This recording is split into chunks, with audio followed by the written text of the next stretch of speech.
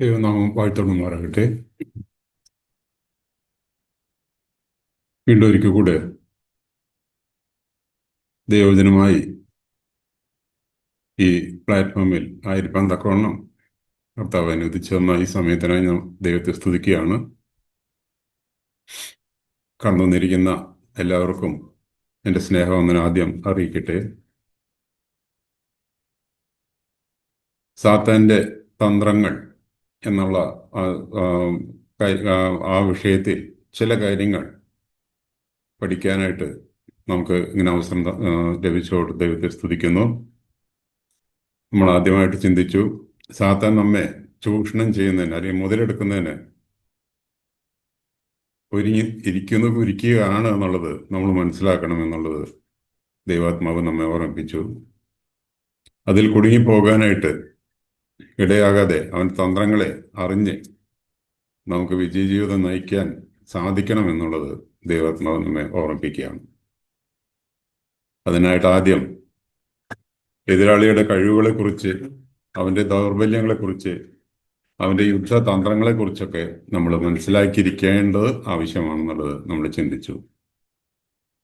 ലോകം സാത്താനെ കേവലം ഒരു മിഥ്യയായിട്ട് അല്ലെങ്കിൽ ഒരു സങ്കല്പം മാത്രമായിട്ട് ചിന്തിക്കുമ്പോൾ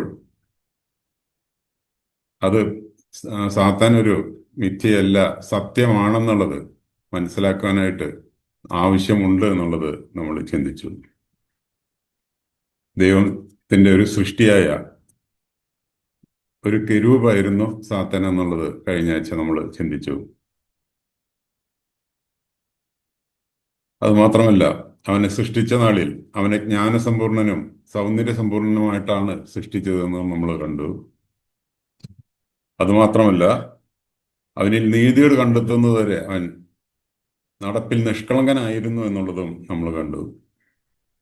അഗ്നിമയ രഥങ്ങളുടെ മധ്യ സഞ്ചരിക്കുന്നതിനായിട്ട്, അതുപോലെ തന്നെ ഏറ്റവും ഉയർന്ന പദവിയിൽ ഇരുത്തിയിരുന്നതായിട്ട് നമ്മൾ കണ്ടു. എന്നാൽ അവിടെ നിന്ന് അവൻ്റെ ഹൃദയത്തിലെ നിഗളം അവനെ തള്ളി താഴെയിടുന്നതിന് ഇടയായി തീർന്നു എന്നുള്ളത് നമ്മൾ കണ്ടു. അവന് വ്യാപാരത്തിൻ്റെ പെരുപ്പ നിമിത്തം, സൗന്ദര്യ നിമിത്തം, പ്രഭ നിമിത്തം എല്ലാം അവൻ ഗർവിക്കുന്നതിന് അല്ലെങ്കിൽ അത്യുന്നതിനോട് സമനാകണമെന്നുള്ള ചിന്ത അവൻ്റെ മനസ്സിൽ കടന്നു വന്നതായിട്ട് നമ്മൾ കണ്ടു. ജീവിതത്തിൽ അവന് വന്ന ആ താഴ്ചയെ നമ്മൾ ശ്രദ്ധിക്കുകയുണ്ടായി. ഇന്ന് ഞാൻ ആഗ്രഹിക്കുന്നത് സാത്താനെ കുറിച്ച് ദൈവവചനത്തിൽ പല പേരുകൾ വിളിച്ചിരിക്കുന്നതായിട്ട് നമുക്ക് കാണാനായിട്ട് സാധിക്കും. സാത്താൻ നൽകിയിരിക്കുന്ന ഈ പേരുകളെല്ലാം അവൻ്റെ വിവിധ സ്വഭാവ വിശേഷങ്ങളെ സൂചിപ്പിക്കുന്നതിന് വേണ്ടിയാണെന്നുള്ളത് നമുക്ക് കാണാനായിട്ട് സാധിക്കും. സാത്താനെ കുറിച്ചുള്ള പേരുകൾ മാത്രമല്ല, ബൈബിളിൽ കാണുന്ന എല്ലാ വ്യക്തിനാമങ്ങളും സ്ഥലനാമങ്ങളും എല്ലാം ഇതുപോലെ അർത്ഥവത്തായിട്ടുള്ളതാണ് എന്നുള്ളത് നമുക്ക് കാണാനായിട്ട് സാധിക്കും. സാത്താനെ കുറിച്ച് പറഞ്ഞിരിക്കുന്ന പേരുകളെ ഒന്ന് വിശകലനം ചെയ്യാനായിട്ടാണ് ഇന്ന് ഞാൻ ആഗ്രഹിക്കുന്നത്. ആദ്യം സാത്താൻ എന്നുള്ള പേര് തന്നെ നമുക്ക് ആദ്യം നോക്കാം. സാത്താൻ എന്നുള്ള ആ വാക്കിന്റെ അർത്ഥം തന്നെ വിരോധി അല്ലെങ്കിൽ എതിരാളി എന്നുള്ളതാണ്. ദൈവ പദ്ധതികളെ അട്ടിമറിക്കാൻ ശ്രമിക്കുന്ന അവൻ്റെ ആ സ്വഭാവത്തെ വെളിപ്പെടുത്തുന്ന ഒരു പേരായിട്ട് സാത്താൻ എന്നുള്ള പേര് നമുക്ക് കാണാനായിട്ട് സാധിക്കും. ഏത് കാര്യത്തിലും എതിര് നിൽക്കുന്ന ഒരു സ്വഭാവം. ഈ സ്വഭാവം മനുഷ്യനിലേക്കും പകരപ്പെട്ടതായിട്ട് നമുക്ക് കാണാനായിട്ട് സാധിക്കും. നമ്മുടെ നിത്യജീവിതത്തിൽ അതും കാണാനായിട്ട് സാധിക്കാറുണ്ട്. സാത്താൻ വന്ന ആ താഴ്ച നമ്മുടെ ജീവിതത്തിൽ കടന്നു വരാതിരിക്കാനായിട്ട് നാം ശ്രദ്ധിക്കേണ്ടത് ആവശ്യമാണ്. വെളിപ്പാട് പുസ്തകം 2-ാം അധ്യായത്തിൽ അതിൻ്റെ 14-ാം വാക്യത്തിൽ നമ്മളിങ്ങനെ വായിക്കുന്നു, എങ്കിലും കുറിച്ച് കുറഞ്ഞൊരു കുറ്റം പറയുവാനുണ്ട്. ഇസ്രായേൽ മക്കൾ വിഗ്രഹാർപ്പിതം തിന്നേണ്ടതിനും ദുർനടപ്പ് ആചരിക്കേണ്ടതിനും അവരുടെ മുമ്പിൽ ഇടർച്ച വയ്ക്കുവാൻ ബാലാക്കിന് ഉപദേശിച്ചു കൊടുത്ത ബിലയാമിന്റെ ഉപദേശം പിടിച്ചിരിക്കുന്നവർ അവിടെ നിനക്കുണ്ട്. നമ്മളവിടെ പെർഗമസിലെ സഭയ്ക്കുള്ള ദൂതിലാണത് വായിക്കുന്നത്.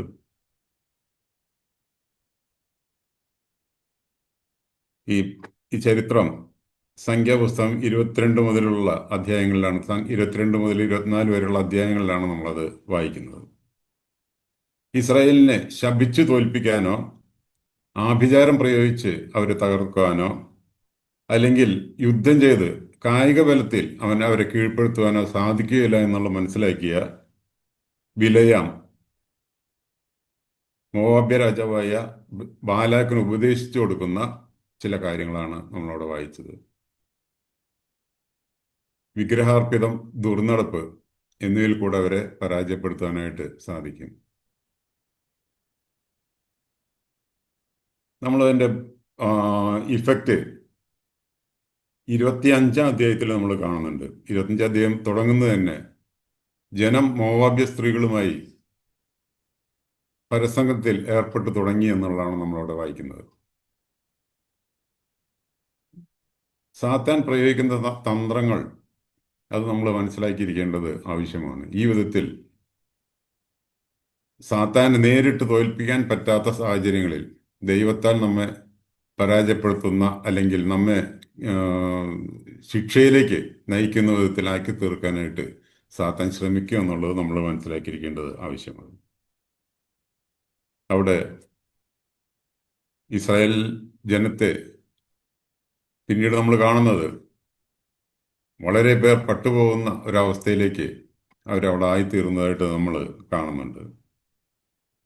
ദിനവൃത്താന്ത പുസ്തകത്തിലേക്ക് വരുമ്പോൾ 1 ദിനവൃത്താന്ത 21 അധ്യായത്തിൽ അവിടെ ദാവീദിന്റെ മനസ്സിലേക്ക്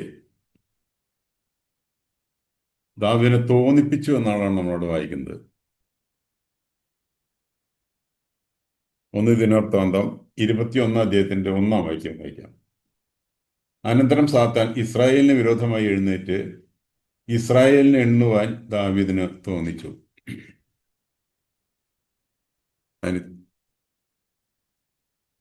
ഇസ്രായേലിനെ എണ്ണുന്നതിന് വേണ്ടി സ്വീകരിക്കേണ്ട നടപടികൾ ഒന്നും സ്വീകരിക്കാതെ ആ ജനത്തെ എണ്ണുവാനുള്ള ഒരു തോന്നൽ ദാവീദിന്റെ മനസ്സിൽ തോന്നിച്ചതായിട്ടാണ് നമ്മളോട് വായിക്കുന്നത്.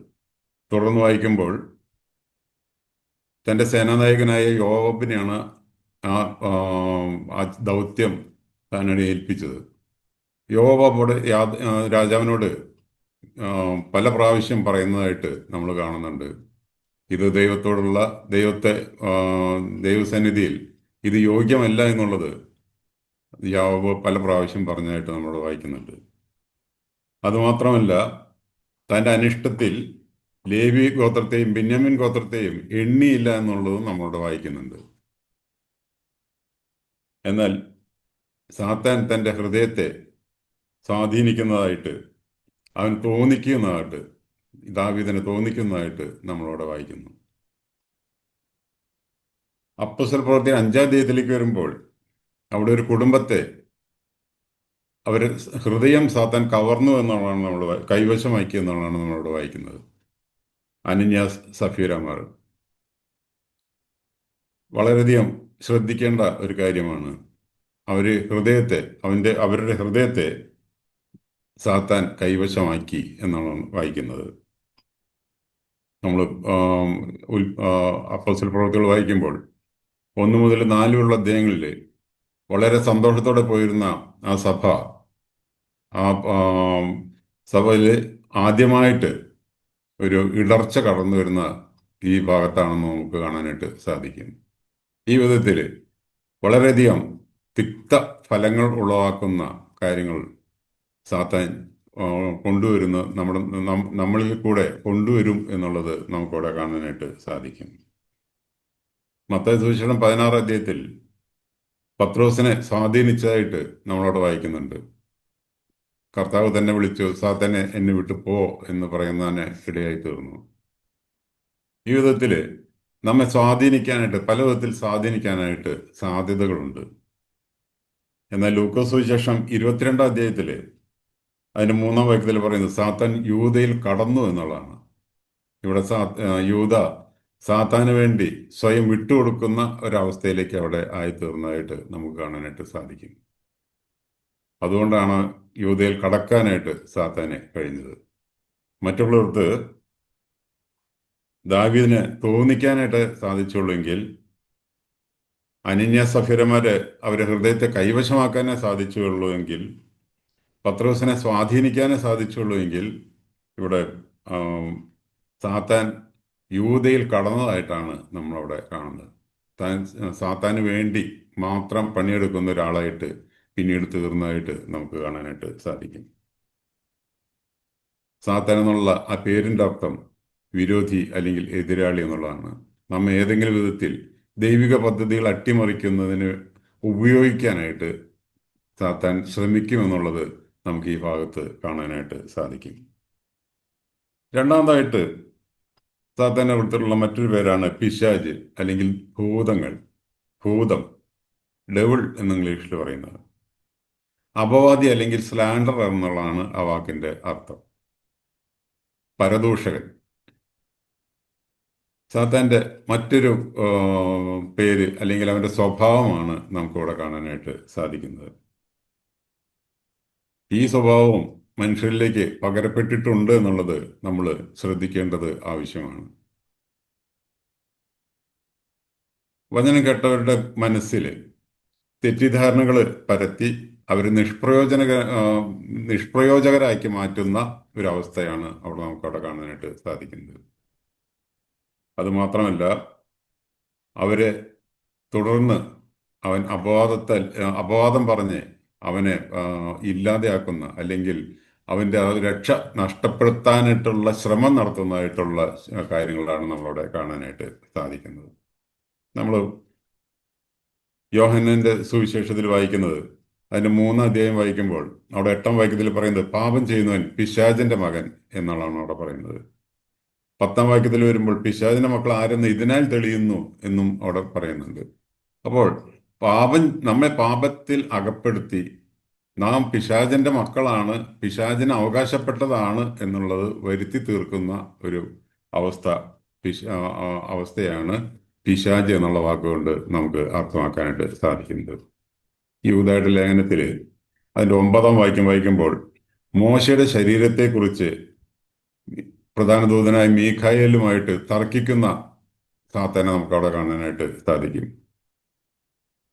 മോശയെക്കുറിച്ച് നമ്മൾ വായിക്കുന്നത് ആവർത്തന പുസ്തകം 32-ാം അധ്യായത്തിലേക്ക് വരുമ്പോൾ കാദേശിലെ കലഹജലത്തിൽ ഒഴികെ മറ്റൊരു സ്ഥലത്തും താൻ അവിടുത്തെ തെറ്റിപ്പോയതായിട്ട് നമ്മൾ എവിടെയും വായിക്കുന്നില്ല.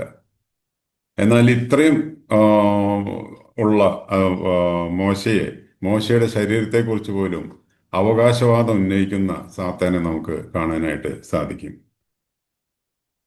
സെഖര്യാ പ്രവചനത്തില് അതിന്റെ 3-ാം അധ്യായത്തിലേക്ക് വരുമ്പോൾ യോശുവ എന്നൊരു വ്യക്തിക്ക് വേണ്ടി വാദിക്കുന്നത് നമുക്കവിടെ കാണാനായിട്ട് സാധിക്കും.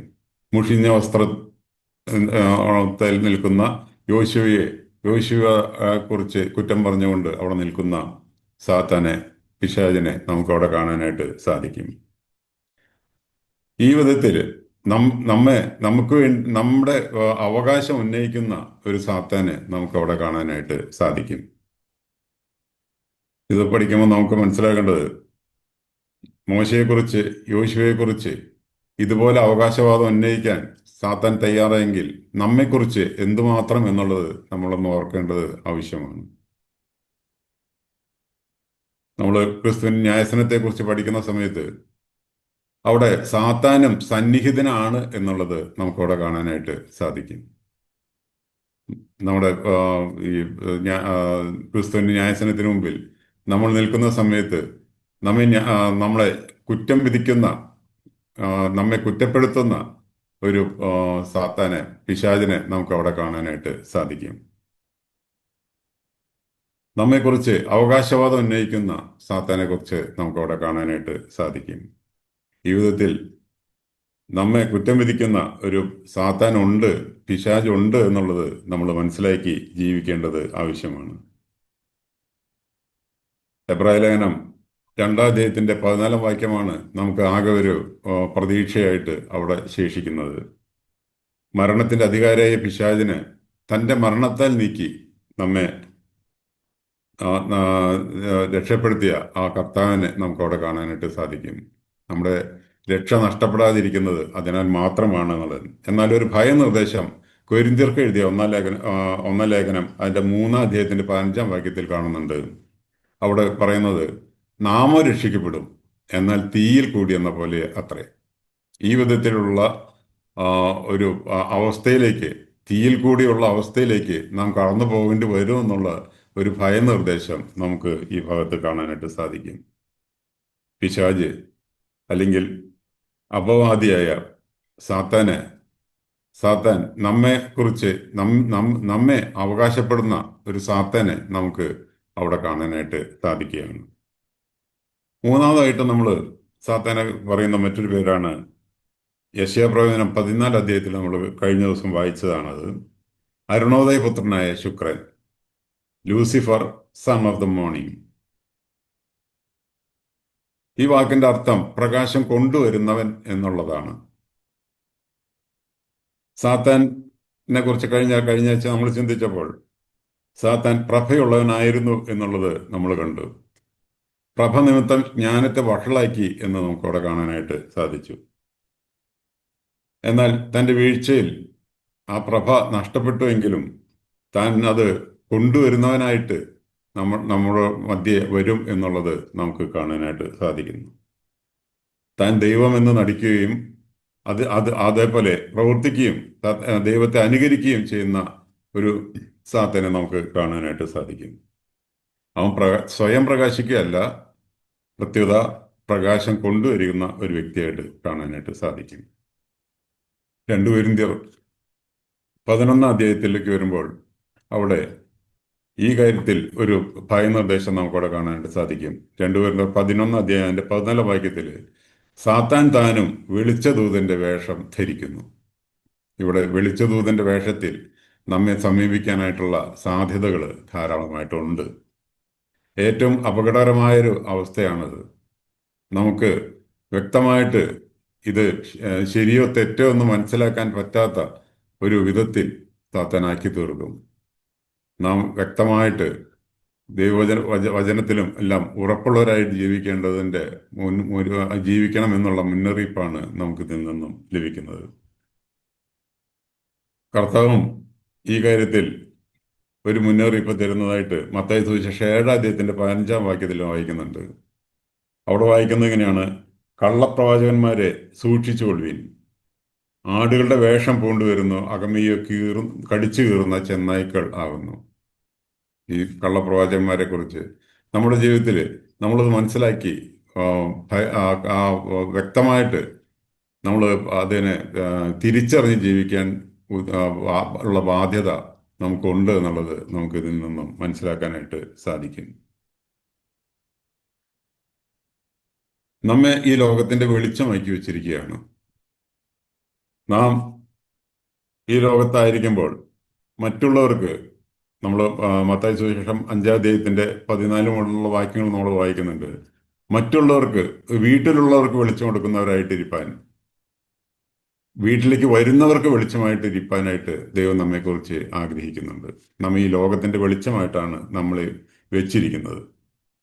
ഈ വെളിച്ചം നമുക്ക് എങ്ങനെ ലഭിച്ചു എന്നുള്ളത് 2 കൊരിന്ത്യർ 3-ാം അധ്യായത്തിൽ നമ്മൾ വായിക്കുന്നുണ്ട്. അതിന്റെ 18-ാം വാക്യത്തിൽ വായിക്കുന്നുണ്ട്: കർത്താവിന്റെ തേജസ്സിനെ കണ്ണാടി പോലെ പ്രതിബിംബിക്കുന്നവരായിട്ടാണ് നമ്മൾ ഇരുത്തിയിരിക്കുന്നത്. കർത്താവിന്റെ മുഖത്തിൽ നിന്ന് നാം കണ്ണെടുത്താൽ ഈ തേജസ് ഈ വെളിച്ചം നമുക്ക് മറ്റുള്ളവർക്ക് പകർന്നു കൊടുക്കാനായിട്ട് സാധിക്കാത്ത അവസ്ഥ വരും. ആ വിധത്തിൽ കർത്താവ് നമ്മെ ഉദ്ദേശിച്ച വിധത്തിൽ ഈ പ്രകാശം പരത്തിക്കൊണ്ട് ജീവിക്കാനായിട്ട് നമുക്ക് സാധിക്കണം. ലൂക്കോസ് സുവിശേഷം 11-ാം അധ്യായത്തിൽ അവിടെ ഒരു ഭയനിർദ്ദേശം കാണുന്നുണ്ട്. അതിന്റെ 35-ാം വാക്യത്തിൽ എന്നാകയാൽ നിന്നിലുള്ള വെളിച്ചം ഇരുളാകാതിരിക്കാൻ നോക്കുക. ഈ വെളിച്ചം നമ്മെ പ്രകാശിക്കാനായിട്ട് അല്ലെങ്കിൽ വെളിച്ചം പ്രതിബിംബിക്കാനായിട്ട് ഏൽപ്പിച്ചിരിക്കുമ്പോൾ നമ്മുടെ ഈ വെളിച്ചം ഇരുളാകാതെ ഇരിക്കാനായിട്ടുള്ള ശ്രദ്ധ നമുക്കുണ്ടായിരിക്കണം. ദൈവമുഖത്തൊന്നും കണ്ണു മാറ്റാതെ ആ പ്രകാശം ദൈവ ആ, ക്രിസ്തുവിന്റെ പ്രകാശം നമ്മളിൽ നിന്നും പുറപ്പെടുവിക്കുന്നവരായിട്ട് ജീവിക്കാനായിട്ട് നമുക്ക് ഇടയായി തീരണമെന്നുള്ളത് ഈ ഭാഗം നമ്മളെ ഓർമ്മിപ്പിക്കുകയാണ്. നാലാമതായിട്ട് നമ്മൾ സാത്താൻ കാണുന്ന മറ്റൊരു പേരാണ് ബെയൽസെബൂൽ. മത്തായി സുവിശേഷം 12 അധ്യായത്തിന്റെ 24 വാക്യത്തിലാണ് അത് കാണുന്നത്. ഭൂതങ്ങളുടെ തലവനായ ബെയൽസെബൂൽ. ഫെലിസ്ത്യരുടെ ദേവനായ ബാൽസെബൂൽ എന്ന പേരിൽ നിന്നാണ് ഈ പേര് വന്നതെന്നാണ് മനസ്സിലാക്കാനായിട്ട് സാധിച്ചത്. അതിന്റെ അർത്ഥം പ്രഭുവായ ബാൽ, ശ്രേഷ്ഠനായ ബാൽ എന്നൊക്കെയാണ്. യഹൂദന്മാർ ഇതിനെ കളിയാക്കി ബാൽ സെബൂബ് എന്ന് വിളിച്ചതായിട്ട് നമുക്ക് 2 രാജാക്കന്മാർ 1 അധ്യായത്തിൽ നമ്മൾ വായിക്കുന്നുണ്ട്. ഈച്ചകളുടെ യജമാനൻ, ലോർഡ് ഓഫ് ദ ഫ്ലൈസ് എന്നുള്ള അർത്ഥത്തിൽ അതിന് ആ, ഒരു ആ, ഒരു വിശദീകരണം യഹൂദന്മാർ കൊടുത്തതായിട്ട് നമ്മൾ വായിക്കുന്നുണ്ട്. ഭൂതങ്ങളുടെ തലവനായ ബെയൽസെബൂൽ. ഈ യുദ്ധത്തില് ഒന്ന് പറഞ്ഞിട്ടുണ്ടെങ്കിൽ ഈ നമ്മെ ഏതു വിധത്തിലും തെറ്റിക്കാനായിട്ടുള്ള ഒരു ശ്രമം നടത്തുന്ന ഒരു വ്യക്തിയായിട്ട് നമുക്ക് സാത്താനെ കാണാനായിട്ട് സാധിക്കും. പിന്നീട് നമ്മൾ കാണുന്നത് യോഹന്നാന്റെ സുവിശേഷം 8 അധ്യായത്തിലേക്ക് വരുമ്പോൾ അവിടെ 2 പേരുകൾ അവിടെ ദൈവാത്മാവ് നമുക്ക് രേഖപ്പെടുത്തി തന്നിട്ടുണ്ട്.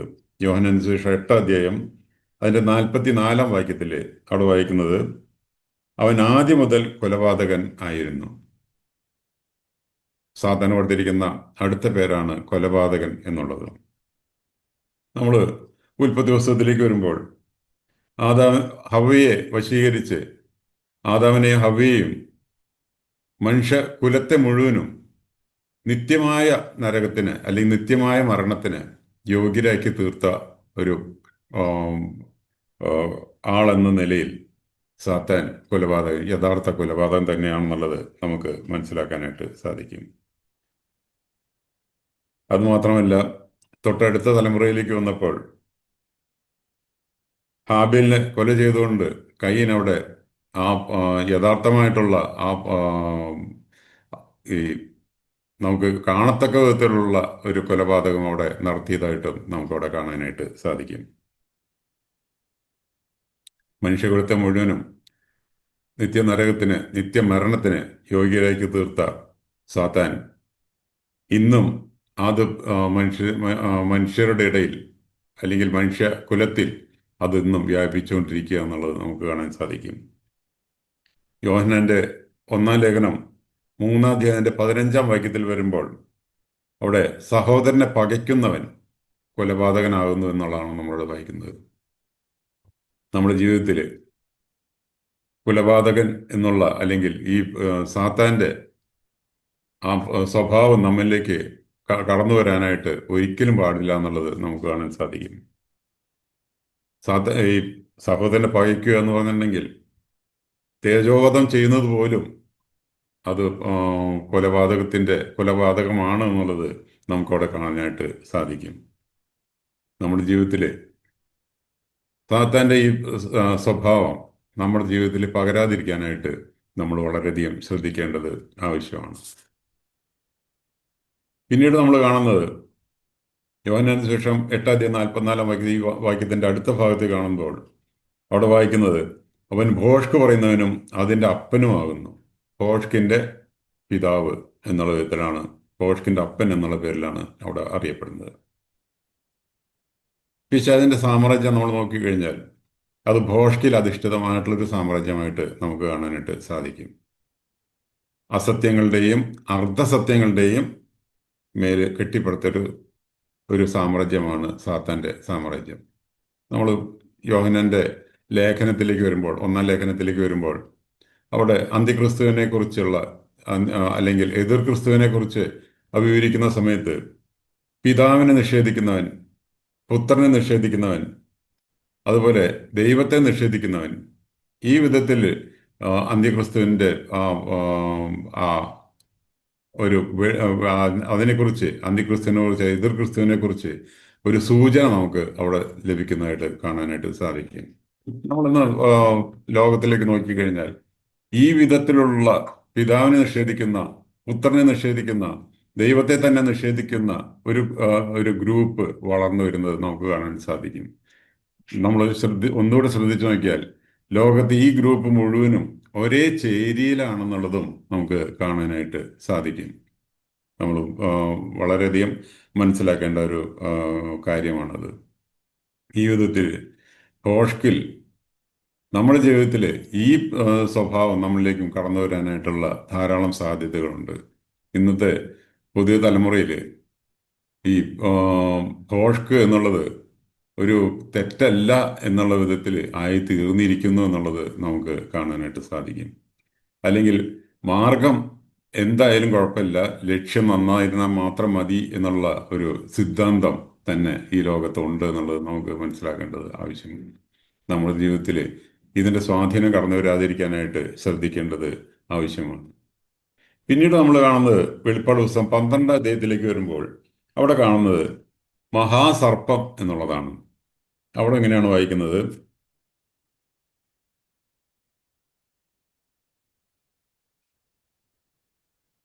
വെളിപ്പാട് പുസ്തകം 12 അധ്യായം അതിൻ്റെ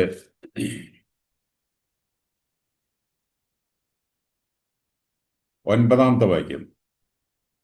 ഭൂതലത്തെ മുഴുവൻ തെറ്റിച്ചു കളയുന്ന പിശാചും സാത്താനും എന്ന മഹാസർപ്പമായ പഴയ പാമ്പിനെ ഭൂമിയിലേക്ക് തള്ളിക്കളഞ്ഞു. ഇവിടെ മഹാസർപ്പമായ പഴയ പാമ്പ്, മഹാസർപ്പം എന്നുള്ള പേരിൽ ദൈവാത്മാവ് അവിടെ രേഖപ്പെടുത്തിയിരിക്കുന്നു. സർപ്പം എന്ന് പറഞ്ഞിട്ടുണ്ടെങ്കിൽ അതിന് ഉഗ്രവിഷമുള്ള ഒരു ജീവിയായിട്ട് സർപ്പത്തെ നമുക്ക് കാണാൻ സാധിക്കും. ഈ സർപ്പത്തിന്റെ അല്ലെങ്കിൽ സാത്താൻ എന്ന ഈ സർപ്പത്തിന്റെ വിഷം എന്നുള്ളത് നിത്യതയോളം നമ്മളെ ബാധിക്കുന്ന വിഷമാണെന്നുള്ളത് നമ്മൾ മനസ്സിലാക്കേണ്ടത് ആവശ്യമാണ്. സാത്താൻ നമ്മെ തോൽപ്പിക്കാൻ സാധ്യതയുണ്ട്. ഈ വിഷം നമ്മളിലേക്ക് പ്രവേശിച്ചു കഴിഞ്ഞാൽ ഇത് നമ്മ നിത്യതയോളം നമ്മെ ബാധിക്കുന്ന ഒരു വിഷമാണ് എന്നുള്ളത് മനസ്സിലാക്കി ജീവിക്കേണ്ടത് ആവശ്യമാണെന്നുള്ളത് ഇത് നമ്മെ ഓർമ്മിപ്പിക്കുകയാണ്. പിന്നീട് നമ്മൾ കാണുന്നത് ഈ ലോകത്തിന്റെ ദൈവം എന്നുള്ളതാണ്. കൊരിന്ത്യർക്ക് എഴുതിയ 2-ാം ലേഖനം 4 അധ്യായം 4-ാം വാക്യത്തിലാണ് നമ്മളത് വായിക്കുന്നത്. ഈ ലോകത്തിന്റെ ദൈവം എന്നുള്ളത് ആരാധന സ്വീകരിപ്പാൻ യോഗ്യനായവനാണ്. എന്നാൽ സാത്താൻ ആരാധന സ്വീകരിക്കാനായിട്ട് കൊതിയോടെ കാത്തിരിക്കുന്ന ഒരു വ്യക്തിയായിട്ട് നമുക്ക് കാണാനായിട്ട് സാധിക്കും. സാത്താന്യ അവരുടെ സാത്താന്യ ആരാധന കേന്ദ്രങ്ങളിൽ അവിടെ അത് വളരെയധികം സാത്താനെ ഏത് വിധത്തിൽ വേണം ആരാധിക്കണം എന്നുള്ളത് അവിടെ അവിടെ പറയുന്നതായിട്ട് നമുക്ക് കാണാനായിട്ട് സാധിക്കും. അത്ര വിധത്തിൽ ആരാധന കിട്ടാനായിട്ട് കൊതിയോടെ കാത്തിരിക്കുന്ന ഒരു ഒരു അന്ധകാരാധിപതിയായിട്ട് നമുക്ക് സാത്താനെ കാണാനായിട്ട് സാധിക്കും. അവനതിനു വേണ്ടി മനുഷ്യരുടെ മനസ്സ് കുരുടാക്കുന്നതായിട്ട് നമുക്ക് കാണാൻ സാധിക്കും.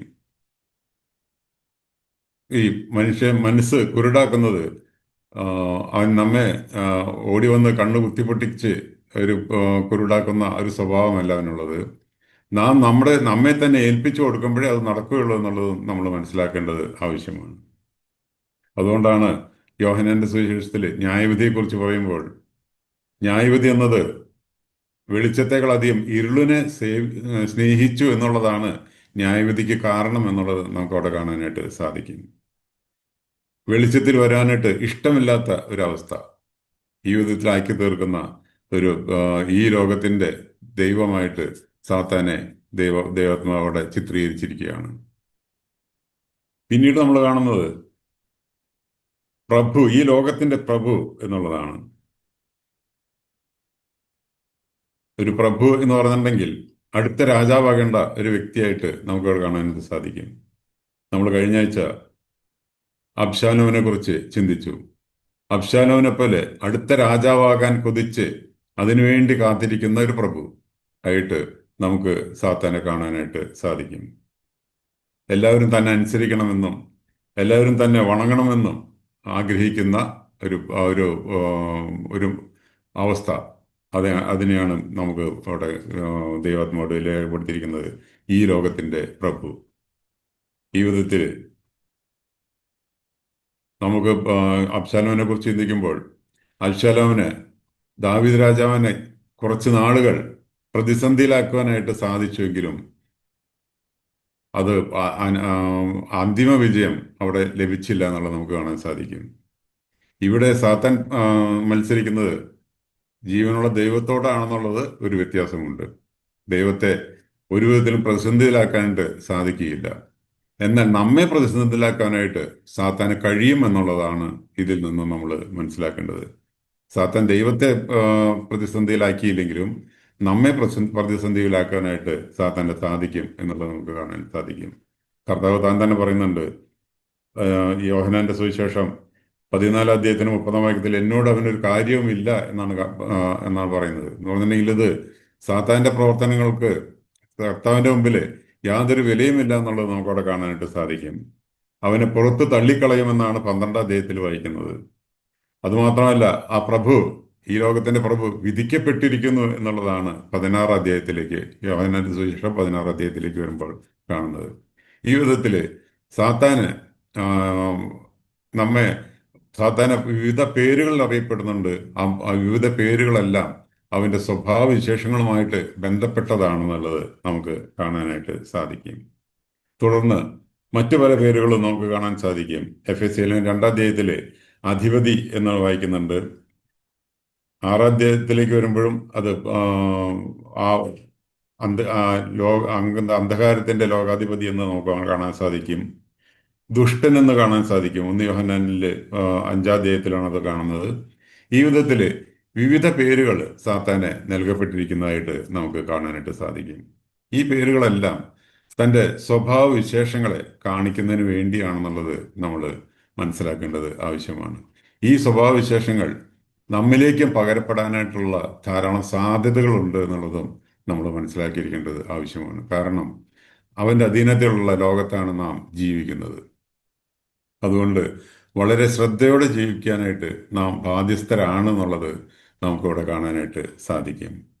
നമ്മളിന്ന് ചിന്തിച്ചത് സാത്താന്റെ വിവിധ പേരുകളെ കുറിച്ചാണ്. സാത്താൻ എന്നുള്ള പേര് അവൻ വിരോധി അല്ലെങ്കിൽ എതിരാളി എന്നുള്ളതാണ്. ആ എതിരാളി എന്നുള്ള വിധത്തിൽ നമ്മെ തെറ്റിച്ച് നമ്മെ കൊണ്ട് ദൈവിക പദ്ധതികളെ അട്ടിമറിക്കുന്നവരാക്കി മാറ്റാനായിട്ട് സാത്താൻ ശ്രമിക്കും എന്നുള്ളത് നമ്മൾ മനസ്സിലാക്കിയിരിക്കേണ്ടത് ആവശ്യമാണ്. പിന്നീട് കണ്ടത് പിശാച് എന്നുള്ള പദമാണ്. അപവാദി അല്ലെങ്കിൽ പരദൂഷകൻ എന്നുള്ളതാണ് ആ വാക്കിന്റെ അർത്ഥം. അവൻ നമ്മെ പരദൂഷണം ചെയ്ത് അവൻ്റേതാക്കി മാറ്റാനായിട്ട് അവൻ ശ്രമം നടത്തും എന്നുള്ളത് നമ്മൾ മനസ്സിലാക്കിയിരിക്കേണ്ടത് ആവശ്യമാണ്. നമ്മൾ മോശയെക്കുറിച്ച് കണ്ടു. മോശയുടെ ശരീരത്തെക്കുറിച്ച് അവൻ അവകാശവാദം ഉന്നയിക്കുന്നതായിട്ട് നമ്മൾ കണ്ടു. നമ്മൾ പിന്നീട് ആവർത്തന പുസ്തകം 34 അധ്യായത്തിൽ വായിക്കുമ്പോൾ മോശയുടെ ശരീരം അടക്കിയ സ്ഥലം ആർക്കും അറിയില്ല എന്നാണ് നമ്മളവിടെ വായിക്കുന്നത്. അത് ആർക്കെങ്കിലും അറിഞ്ഞിരുന്നെങ്കിൽ അതും യെരുശലേം പോലെ ഒരു കീറാമുട്ടിയായിട്ട് മാറുമായിരുന്നു എന്നുള്ളത് നമ്മൾ മനസ്സിലാക്കേണ്ടത് ആവശ്യമാണ്. ഈ വിധത്തിൽ മോശയുടെ ശരീരം എവിടെ അടക്കിയെന്നുള്ള ആ വിവരം പോലും മറച്ചു വെക്കാത്ത വിധത്തിൽ സാത്താന്റെ തന്ത്രങ്ങൾ അവിടെ നമ്മൾ കാണാനായിട്ട് സാധിക്കുന്നുണ്ട്. അതുപോലെ തന്നെ യോശുവയെ കുറിച്ച് സെഖര്യാ പ്രവചനത്തിൽ നമ്മൾ വായിച്ചു. അവൻ മുഷിഞ്ഞ വസ്ത്രം ധരിച്ചുകൊണ്ട് നിൽക്കുന്ന ഈ യോശുവ, അവര് മറ്റ് യാതൊരു കുറ്റങ്ങളും അവിടെ കാണുന്നില്ല. ആലയത്തിൽ അവൻ മുഷിഞ്ഞ വസ്ത്രത്തിലാണ് നിൽക്കുന്നത് എന്ന് പറഞ്ഞിട്ടുണ്ടെങ്കിൽ അവൻ്റെ നമ്മുടെ ജീവിതത്തിലുള്ള പിശകുകളെ ചൂണ്ടിക്കാണിച്ചുകൊണ്ട്, നമ്മുടെ ജീവിതത്തിലുള്ള മലിനതകളെ ചൂണ്ടിക്കാണിച്ചുകൊണ്ട് നമ്മെ തൻ്റേതാക്കി മാറ്റാനായിട്ട് ശ്രമിക്കുന്ന ഒരു പിശാചിനെ നമുക്കവിടെ കാണാനായിട്ട് സാധിക്കും. നമ്മളുടെ ബന്ധത്തിലും നാം ധാരാളം ഭയപ്പെടേണ്ട ഒരു കാര്യമായിട്ട് ഇതിരിക്കുന്നു. നമ്മെക്കുറിച്ച് ധാരാളം കാര്യങ്ങൾ പറയുവാനായിട്ട് സാത്താന് സാധിക്കുമെന്നുള്ളത് നമ്മൾ മനസ്സിലാക്കിയിരിക്കേണ്ടത് ആവശ്യമാണ്. നമ്മുടെ പ്രവൃത്തികളെല്ലാം കറ പുരണ്ട തുണി പോലെ മാത്രമേ ഉള്ളൂ എന്നുള്ളത് നമ്മൾ മനസ്സിലാക്കിയിരിക്കേണ്ടത് ആവശ്യമാണ്. നാം ഒടുവിൽ ക്രിസ്തുവിന്റെ ന്യായസനത്തിന് മുമ്പിൽ നിൽക്കുമ്പോൾ അവിടെയും നമ്മെ കുറ്റം വിധിക്കാനായിട്ട് ഈ സാത്താൻ ഉണ്ടാകുമെന്നുള്ളത് നമ്മൾ മനസ്സിലാക്കിയിരിക്കേണ്ടത് ആവശ്യമാണ്. അവിടെ നാം അവിടെ നിന്നും നമ്മൾ കഷ്ടിച്ച് രക്ഷപ്പെടുകയാണ് ചെയ്യുന്നത് എന്നുള്ളത് നമ്മൾ മനസ്സിലാക്കേണ്ടത് ആവശ്യമാണ്. അവിടെയാണ് സാത്താനെതിരെ ഒരു യുദ്ധം പ്രഖ്യാപിക്കുന്നതായിട്ട് നമ്മൾ വായിക്കുന്നുണ്ട്. ആ, മീഖായേലും സൈന്യവും ആ, സാത്താനും അതിൻ്റെ ദൂതന്മാരുമായിട്ട് പടവെട്ടുന്നതായിട്ട് നമുക്ക് അവിടെ കാണാനായിട്ട് സാധിക്കുന്നുണ്ട്. നമുക്ക് വേണ്ടി ഉള്ളൊരു യുദ്ധമായിട്ട് ആണ് എനിക്കത് മനസ്സിലാക്കാനായിട്ട് സാധിച്ചത്. ഈ വിധത്തിൽ പിശാച് എന്നുള്ള പേര് അത് നമുക്കൊരു ഭയനിർദ്ദേശമായിട്ട് തന്നെയാണ് ഇരിക്കുന്നത് എന്നുള്ളത് കാണാൻ സാധിക്കും. പിന്നീട് കാണുന്നത് അരുണോദയപുത്രനായ ശുക്രൻ എന്നുള്ളതാണ്. അവൻ പ്രകാശം കൊണ്ടുവരുന്നതിനായിട്ട് നമ്മുടെ ജീവിതത്തിലേക്ക് കടന്നു വരാനായിട്ട് സാധ്യതയുണ്ട്.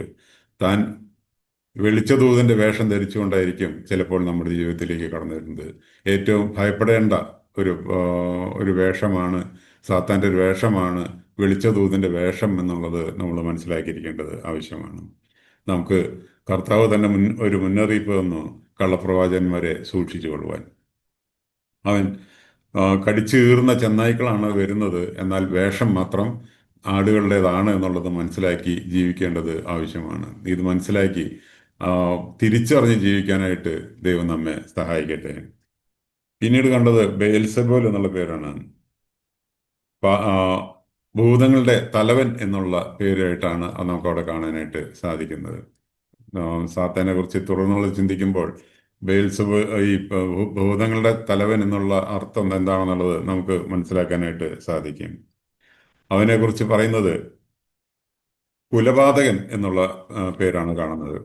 മനുഷ്യകുലത്തെ മുഴുവനും നിത്യ മരണത്തിന് യോഗ്യരാക്കി തീർത്ത ആ ഒരു സാത്താനെ നമുക്ക് കാണാനായിട്ട് സാധിക്കും. നമുക്ക് ഈ മരണത്തിൽ നിന്നും രക്ഷപ്പെടാനായിട്ടുള്ള മാർഗം ദൈവം ഒരുക്കി എന്നുള്ളത് നമുക്ക് ദൈവത്തെ മഹത്വപ്പെടുത്തുവാനായിട്ടുള്ള ഏറ്റവും പ്രധാനമായിട്ടുള്ളൊരു കാര്യമായിട്ട് നമുക്കിതിനെ കാണാനായിട്ട് സാധിക്കും. അത് മാത്രമല്ല, ഭോഷ്കിന്റെ അപ്പൻ എന്നാണ് നമുക്ക് അവിടെ വായിക്കാനായിട്ട് സാധിക്കുന്നത്. ഭോഷ്ക് പറയുന്നവനും ഭോഷ്കിന്റെ അപ്പനും. പിശാചിന്റെ സാമ്രാജ്യം ഭോഷ്കിൽ അധിഷ്ഠിതമായ ഒരു സാമ്രാജ്യമാണെന്നുള്ളത് നമ്മൾ ചിന്തിച്ചു. നമ്മൾ ഭോഷ്കിനെ വെറുത്ത് ജീവിക്കാനായിട്ട് നമുക്ക് ഇടയായിത്തീരേണ്ടത് ആവശ്യമാണ്. ഇല്ലെങ്കിൽ ഭോഷ്ക് പറയുന്നവൻ എന്നുള്ളത് നമ്മുടെ പിതാവ് പിശാചാണ് എന്നുള്ളത് വരുത്തി തീർക്കുന്ന ഒരു രംഗമായിട്ട് നമുക്ക് കാണാനായിട്ട് സാധിക്കും. പിശാചിന് മറ്റൊരു പേര് മഹാസർപ്പം എന്നുള്ളതാണ്. നിത്യതയോളം ബാധിക്കുന്ന ആ സർപ്പവിഷത്തെയാണ് കർത്താവ് ഒഴിച്ചു കളഞ്ഞത് എന്നുള്ളത് നമ്മൾ മനസ്സിലാക്കേണ്ടത് ആവശ്യമാണ്. കർത്താവ് അതും നമുക്ക് വേണ്ടി ആ ആ വിധത്തിൽ നമുക്ക് വേണ്ടി ആ മഹാസർപ്പത്തെ തന്നെ അവന്റെ തല തന്നെ തകർത്തുകൊണ്ട് നമുക്ക് അതിൽ നിന്ന് മോചനം തന്നിരിക്കുകയാണ്. ഇത് മനസ്സിലാക്കി ജീവിക്കാനായിട്ട് നമുക്ക് സാധിക്കേണ്ടത് ആവശ്യമാണ്. ആ കർത്താവിന്റെ മുഖത്ത് തന്നെ നോക്കിക്കൊണ്ട് ജീവിക്കാനായിട്ട് നമുക്ക് ഇടയായിത്തീരണം. അതുമാത്രമല്ല, അവനെക്കുറിച്ച് പറയുന്നത് ഈ ലോകത്തിന്റെ ദൈവം എന്നുള്ളതാണ്. ഈ ലോകത്തിന്റെ ദൈവം, അവനെ ആരാധന സ്വീകരിക്കാനായിട്ട് കൊതിയോടെ കാത്തിരിക്കുന്ന ഒരു ദൈവമായിട്ട്, ഈ ലോകത്തിന്റെ ദൈവമായിട്ട് പിശാചിനെ നമ്മൾ കണ്ടു. നമ്മുടെ മനസ്സ് കുരുടാക്കി നമ്മെ ന്യായവിധിയിലേക്ക് തള്ളിവിടാനായിട്ടുള്ള എല്ലാ ഏർപ്പാടുകളും ചെയ്യുന്ന ഒരു വ്യക്തിയായിട്ട്, ഒരു അന്ധകാരാധിപതിയായിട്ട് നമുക്ക് ഈ ലോകത്തിന്റെ ദൈവത്തെ നമുക്ക് കാണാനായിട്ട് സാധിക്കുന്നുണ്ട്. അതുമാത്രമല്ല, ഈ ലോകത്തിന്റെ പ്രഭുവായിട്ട് അവൻ ഇന്ന് ആയിരിക്കുകയാണ്. അബ്ശാലോമിനെ പോലെ ഒരു പ്രഭുവായിട്ട്, അടുത്ത രാജാവാകാനായിട്ട് കൊതിച്ച് കാത്തിരിക്കുന്ന ഒരു പ്രഭുവായിട്ട് നമുക്ക് ഈ ലോകത്തിന്റെ പ്രഭുവിനെ നമുക്ക് കാണാനായിട്ട് സാധിക്കും. നമുക്ക് ദൈവമുഖത്തേക്ക് തന്നെ നോക്കിക്കൊണ്ട് ജീവിക്കാനായിട്ട് ഇതിൽ ഇടയായി തീരണമെന്നുള്ളതാണ് നമുക്ക് ഇതിൽ നിന്നും മനസ്സിലാക്കാനായിട്ട് സാധിക്കുന്നത്. വലിയ ആ സാത്താനെ ജയിച്ച് ജീവിക്കാനായിട്ടുള്ള കൃപയ്ക്കായിട്ട് നമുക്ക് ദൈവസന്നിധിയിലായിരിക്കാം. തുടർന്നുള്ള ക്ലാസ്സുകളിൽ അതുമായി ബന്ധപ്പെട്ട മറ്റു ചില കാര്യങ്ങളൂടെ ചിന്തിക്കാനായിട്ട് ആഗ്രഹിക്കുന്നുണ്ട്. ഈ വിഷയം ഇത്രത്തോളം പറഞ്ഞുകൊണ്ട് അവസാനിപ്പിക്കാനായിട്ട് ഞാൻ ആഗ്രഹിക്കുന്നു. ദൈവത്തിൻ്റെ തിരുനാമം എന്നും എന്നേക്കും മഹത്വപ്പെടുമാറാകട്ടെ.